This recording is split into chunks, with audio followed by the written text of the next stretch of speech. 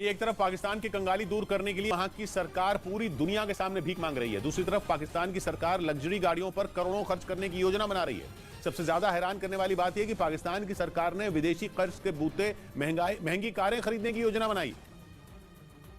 मतलब पाकिस्तान कर्ज लेकर घी पीने की सोच रहा है। पाकिस्तान सरकार के विभाग FBR यानी फेडरल बोर्ड ऑफ रेवेन्यू के अधिकारियों ने यह योजना बनाई। इस योजना की जानकारी पाकिस्तान के ही अखबारों ने छापी। खबर है कि पाकिस्तान सरकार 155 लग्जरी गाड़ियां खरीदने की योजना बना रही है। इन 155 गाड़ियों पर 160 करोड़ पाकिस्तानी रुपए खर्च किए जाएंगे। पाकिस्तान की सरकार के ये महंगे शौक उस वक्त सामने आए जब वहां की जनता के लिए रोटी खाना मुश्किल हो रहा है।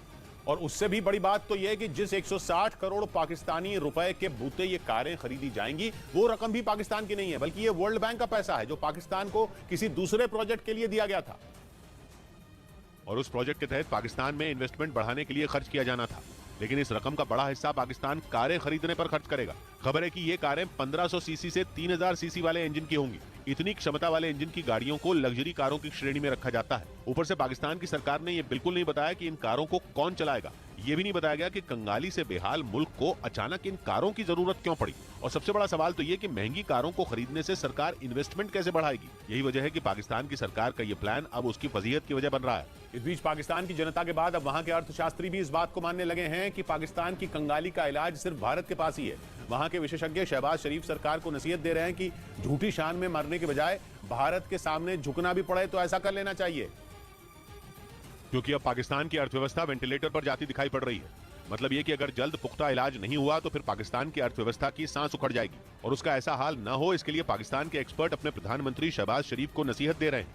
वो उनसे साफ साफ ये कह रहे हैं कि दम तोड़ते पाकिस्तान की दवा भारत के पास ही है। वहां के अर्थशास्त्री डॉक्टर परवेज ताहिर ने तो एक कार्यक्रम के दौरान शहबाज सरकार से अपील कर दी कि पाकिस्तान के दुखों को दूर करना है तो भारत के साथ कारोबार शुरू करना होगा, ताकि उन चीजों को भारत से पाकिस्तान में मंगाया जा सके जिसके लिए वहां की जनता सड़कों पर मारी मारी फिर रही है। पाकिस्तान के अर्थशास्त्री परवेज ताहिर के मुताबिक भारत की मदद से पाकिस्तान के भूखे लोगों को रोटी मिल सकती है और इसके लिए भारत से बड़े पैमाने पर गेहूं का आयात किया जा सकता है।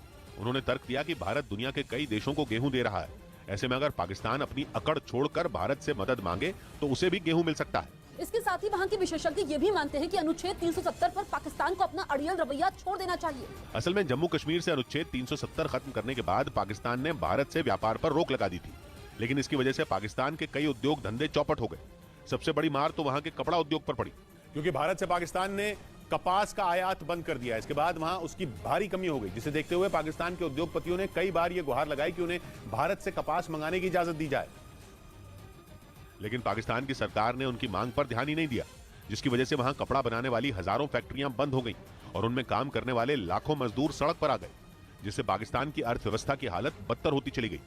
इसीलिए अब वहां के एक्सपर्ट शहबाज शरीफ की सरकार को आंखें खोलने की नसीहत दे रहे हैं और वो ये बताने की कोशिश कर रहे हैं कि पाकिस्तान को बचाना है तो झूठा घमंड छोड़कर उसे भारत के सामने मदद के लिए हाथ फैलाना चाहिए। न्यूज़ 18 को मिले एक्सक्लूसिव दस्तावेज से जम्मू कश्मीर में आतंकी साजिश का पर्दाफाश हो गया। खुफिया एजेंसियों के सूत्रों के मुताबिक आतंकी संगठन लश्कर-ए-तैयबा कश्मीर को दहलाने के लिए बड़ा अटैक कर सकता है।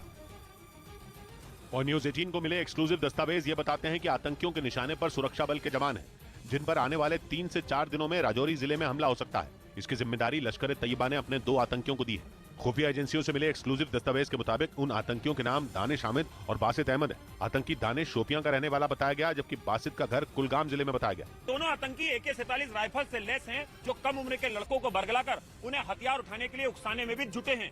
हालांकि इस साजिश का पता चलते ही सुरक्षा एजेंसियों ने अलर्ट जारी कर दिया। दोनों आतंकियों को ढूंढने के लिए कई इलाकों में सर्च ऑपरेशन भी चलाया जा रहा है। इस बीच जर्मनी की लुफ्तांजा एयरलाइन के सैकड़ों विमानों पर तकनीकी दिक्कत की वजह से ब्रेक लग गया।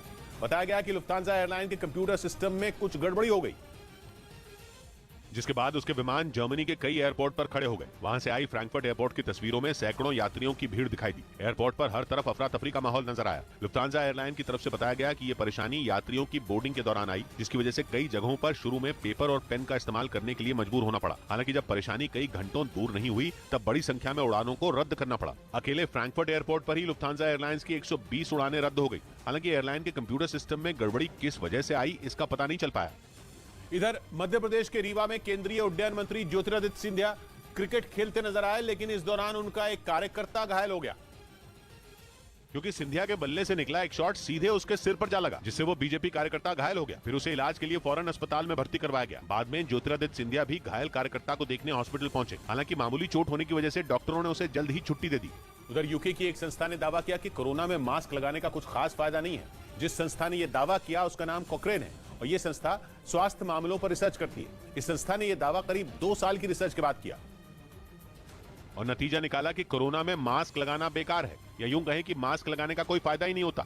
जबकि मास्क को कोरोना से बचने का सबसे अचूक उपाय माना जा रहा था। लेकिन यूके की संस्था कॉकरेन की रिसर्च ने तो तहलका ही मचा दिया, क्योंकि रिसर्च के बाद संस्था ने दावा किया कि मास्क लगाने से कोरोना इन्फेक्शन नहीं रुकता। यही नहीं, ये दावा भी किया गया कि सर्जिकल मास्क और N95 मास्क में कुछ खास अंतर नहीं होता और डॉक्टर या नर्स भी दोनों में कोई फर्क नहीं मानते। जबकि ऐसे कई दावे सामने आए थे जिनमें कहा गया था कि सर्जिकल मास्क से कोरोना वायरस को फैलने से रोका जा सकता है। लेकिन इस नई रिसर्च ने तो सारी कहानी ही पलट कर रख दी। जिस मास्क को लोग अपना सुरक्षा कवच और कोरोना से बचने का सबसे बड़ा हथियार मानते थे, उसी पर सवाल उठ गए। कॉकरेन ने यह रिसर्च अलग अलग देशों में करीब 6 लाख लोगों पर की और कहा कि कोरोना के दौरान पूरी दुनिया पर मास्क को थोपा गया, जो गलत था, क्योंकि केवल मास्क पहनकर कोरोना को नहीं रोका जा सकता।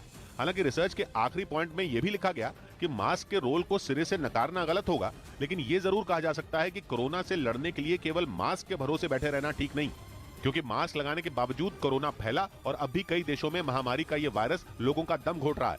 इजराइल के एक फैसले ने पुतिन को गुस्सा दिला दिया। इजराइल के विदेश मंत्री कीव पहुंच गए। जंग के बाद ये पहली बार है जब इजराइल का कोई मंत्री यूक्रेन गया है। इजराइल के विदेश मंत्री के इस दौरे के मायने काफी ज्यादा हैं, क्योंकि इजराइल वो देश है जो इस जंग में कोई पाला पकड़ने को तैयार नहीं। लेकिन उसके विदेश मंत्री ने कीव पहुंचकर ऐलान कर दिया कि जंग की इस घड़ी में वो यूक्रेन के साथ खड़े। ये बयान तब सामने आया जब यूक्रेन की लाख मिन्नतों के बावजूद इजराइल ने उसे अब तक रूस से लड़ने के लिए एक हथियार तक नहीं दिया। और तो और वो रूस की जंग को भले ही गलत ठहरा चुका है, लेकिन उसकी कभी पुतिन पर सीधे उंगली उठाने की हिम्मत नहीं हुई। वैसे इजराइल के लिए रूस और यूक्रेन की जंग से दूर रहने में ही भलाई भी है, क्योंकि दोनों ही देशों में अच्छी खासी तादाद में यहूदी रहते हैं। और फिर इजराइल का सबसे पहला दुश्मन ईरान है। ईरान सीरिया के रास्ते इजराइल में हिंसा फैलाने की फिराक में रहता है, इसलिए इजराइल वहां ईरान के लड़ाकों पर एयर स्ट्राइक करता है। इजराइल ये पुतिन की हामी की वजह से ही कर पाता है। इधर दिल्ली के मेजर ध्यानचंद नेशनल स्टेडियम में प्रधानमंत्री नरेंद्र मोदी ने आदि महोत्सव का उद्घाटन किया। इसका आयोजन आदिवासी समुदाय के उत्पादों को पहचान दिलाने के मकसद से किया गया, जिसमें 1000 से ज्यादा आदिवासी समुदाय के कलाकार और कारीगर हिस्सा ले रहे हैं। आदि महोत्सव के उद्घाटन कार्यक्रम के दौरान कई सांस्कृतिक झांकियां पेश की गई। इस मौके पर प्रधानमंत्री मोदी ने आदिवासी समुदाय की संस्कृति की तारीफ की कि दुनिया को हमारे आदिवासी समाज से बहुत कुछ सीखने की जरूरत है। 12 दिनों का यह महोत्सव 27 फरवरी तक चलेगा। इस बीच अमेरिका के कैलिफोर्निया में प्रशासन ने फरमान जारी कर दिया कि सिख समुदाय के कर्मचारियों को अपनी दाढ़ी कटवानी पड़ेगी।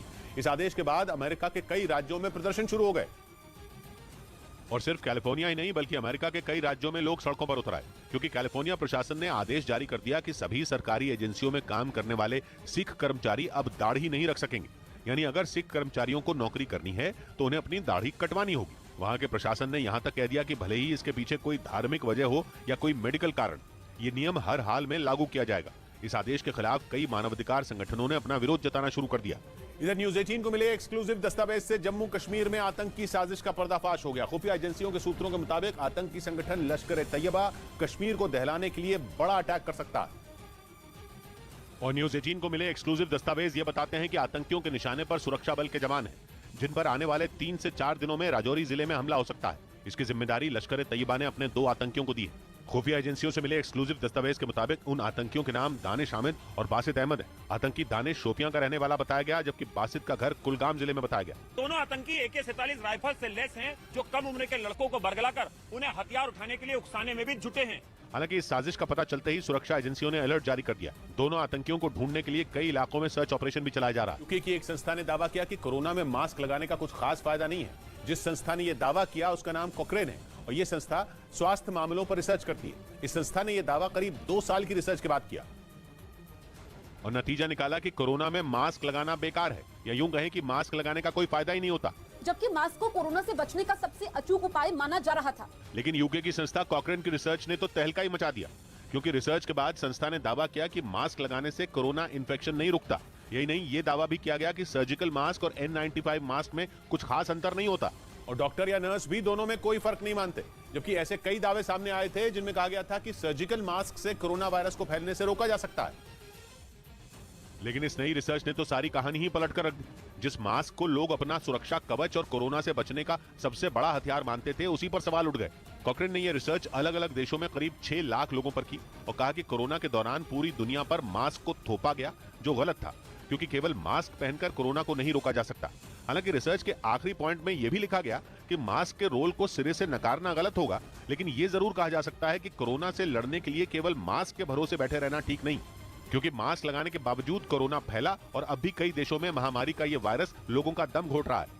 इस बीच गोपनीय दस्तावेजों के मामले में अमेरिकी राष्ट्रपति जो बाइडेन के खिलाफ जांच तेज हो गई। इस बार FBI ने डेलावेयर यूनिवर्सिटी की तलाशी ली, जबकि इससे पहले डेलावेयर में बाइडेन के घर की तलाशी हो चुकी है, जिसके बाद FBI की टीम डेलावेयर यूनिवर्सिटी पहुंच गई और अमेरिकी मीडिया ने दावा किया कि यह सब बाइडेन की लीगल टीम की सहमति और सहयोग से हुआ।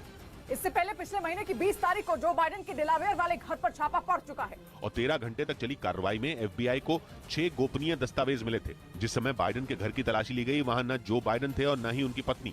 हालांकि बाद में व्हाइट हाउस ने खुद FBI की रेड का लेखा जोखा मीडिया को दिया और बताया था कि बाइडेन के घर से कुछ दस्तावेज मिले हैं, लेकिन बाइडेन ने उनके बारे में कोई भी जानकारी होने से मना कर दिया। लेकिन अमेरिकी मीडिया के एक धड़े ने दावा किया कि बाइडेन के घर और दफ्तर से 8 साल पुरानी फाइलों के 20 सेट मिले थे, जिनमें 10 फाइलों के सेट में यूक्रेन, ईरान और ब्रिटेन से जुड़ी कुछ खुफिया जानकारियां हैं। हालांकि ये सभी फाइलें तब की हैं जब बाइडेन अमेरिका के उपराष्ट्रपति थे।